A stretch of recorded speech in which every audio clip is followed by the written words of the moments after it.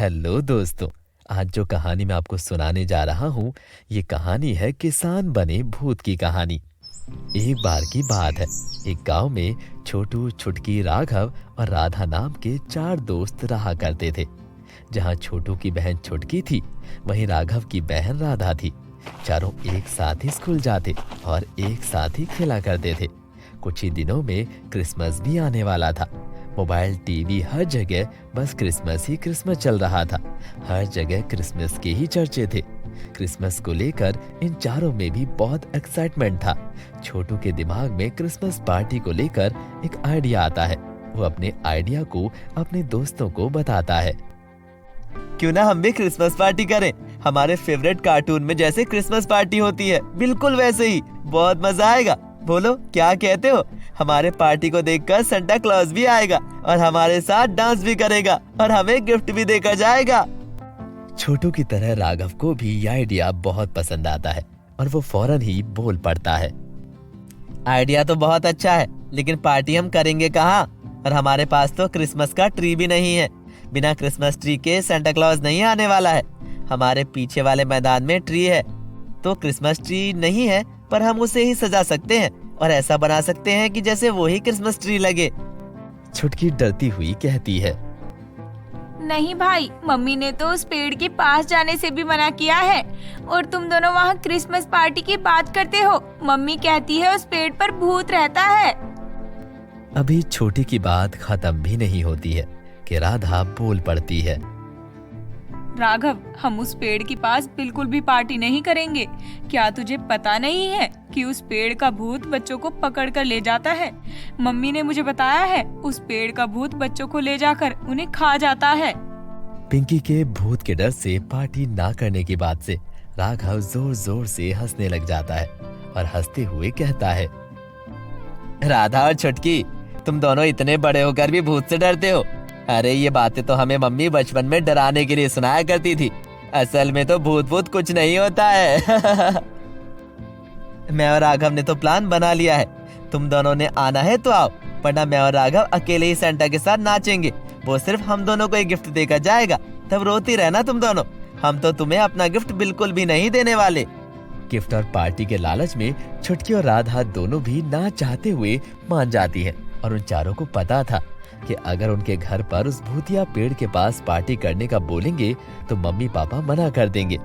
इसलिए वो चारों अपने परिवार वालों से छुपकर पार्टी की तैयारियां करने लग जाते हैं। उन्हें तो अब बस बेसब्री से क्रिसमस के दिनों का इंतजार रहता है। इंतजार की घड़ियां खत्म होती हैं। आखिर क्रिसमस का दिन आ ही जाता है।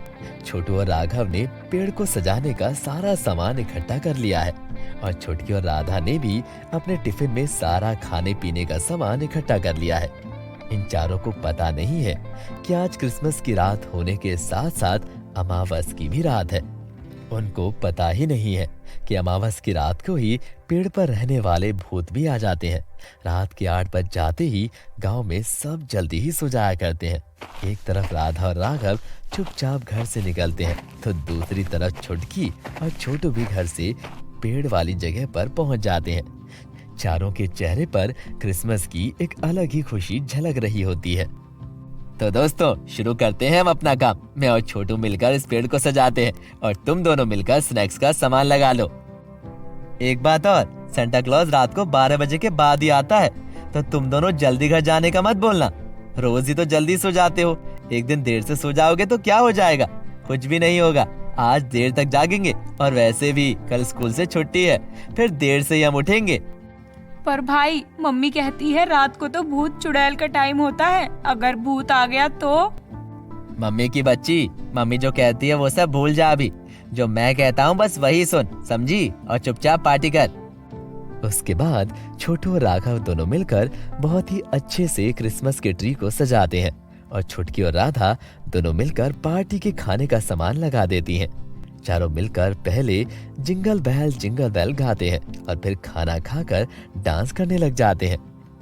खाना खाकर और डांस करके चारों थक कर बैठ जाते हैं। जब तक 12 बजने ही वाले होते हैं, इतनी देर से सेंटा क्लॉज की राह देख रही छुटकी बोलती है। कब आएगा सेंटा क्लॉज? अब तो हमने सेंटा क्लॉज को बुलाने वाला गाना जिंगल बेल भी लगा लिया। इतनी देर हो गई है, कब वो हमें गिफ्ट देने आएगा? ओहो, हम अकेले ही थोड़ी ना है जिन्हें सेंटा क्लॉज ने गिफ्ट देना है। और भी तो कितने बच्चे हैं जिनको सेंटा क्लॉज गिफ्ट देने जाते हैं। तो वो आ ही रहे होंगे, रास्ते में होंगे सेंटा अंकल। रात के 12 बज जाते हैं और पेड़ पर रहने वाला भूत जाग जाता है। नीचे बच्चों को देखकर वो कहता है, वाह, पहले तो मैं खुद बच्चों के पास जाया करता था और आज तो बच्चे खुद मेरे पास चल कर आ गए हैं। चलो बच्चों से मिलकर आया जाए। भूत पेड़ से कूदकर नीचे आ जाता है। भूत को चारों बच्चे देखकर डर जाते हैं और वहां से भागने लग जाते हैं और अफरा तफरी में चारों बच्चे अपना सारा सामान वहीं भूल जाते हैं। चारों जैसे ही अपने अपने घर पहुंचते हैं तो शोर से उन चारों के मम्मी पापा भी उठ जाते हैं और उनके पास आकर कहते हैं, अरे ये क्या भूत भूत लगा रखा है, और तुम दोनों इतनी रात गए कहाँ पर थे? बताओ तो जरा, क्या हुआ तुम दोनों को? क्या कोई बुरा सपना देखा है क्या? यही बात राघव की मम्मी भी कहती हैं। मम्मी, मैंने तो मना किया था, उसके बाद भी राघव और छोटू ने इस भूत वाले पेड़ के पास क्रिसमस पार्टी करने के लिए कहा और वहाँ भूत आ गया था।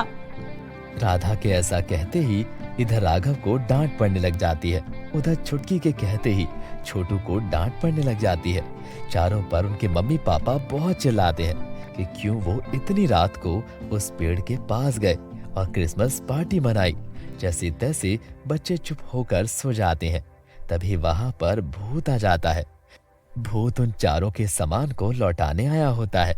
पहले भूत राघव के घर जाता है और उन दोनों के भूत को देखकर होश उड़ जाते हैं और वो दोनों शोर करके अपने मम्मी पापा को बुला लेते हैं।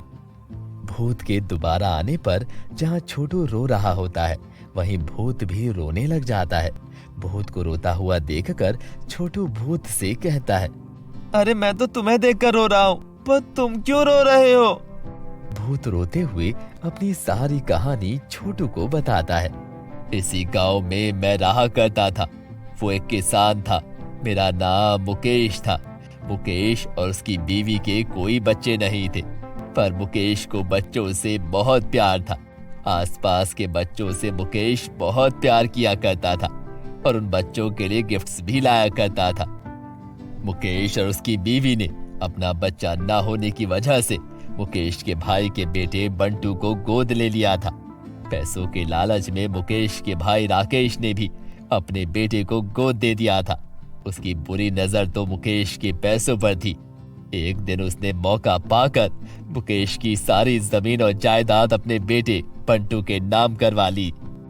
और कुछ दिन बाद जब मुकेश उसके खेत पर काम कर रहा होता है तो चुपके से उसके खेत के सबसे बड़े पेड़ पर फांसी पर लटकाकर उसकी जान ले लेता है।